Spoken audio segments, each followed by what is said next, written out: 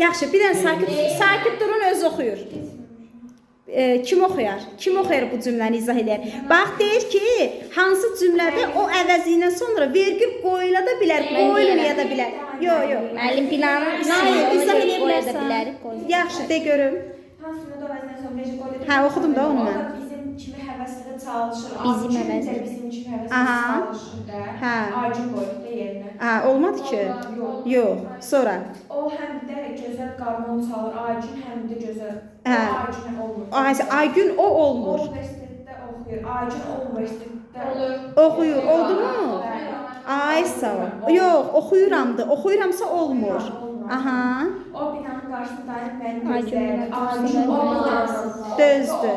Bax, O kişi yaxşı şagird. O ki yaxşı şagirddir. Acun o ki yaxşı şagirddir da olur. bax, nə edirik? O binanın qarşısında dayanıb məni gözləyirdi.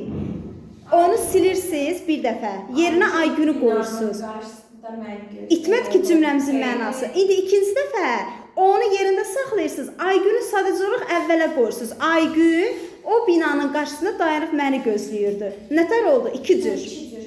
Birində o şəxs əvəzliyi olur, birində şər əvəzliyi. Ay, sağ ol. Sonra davam edək.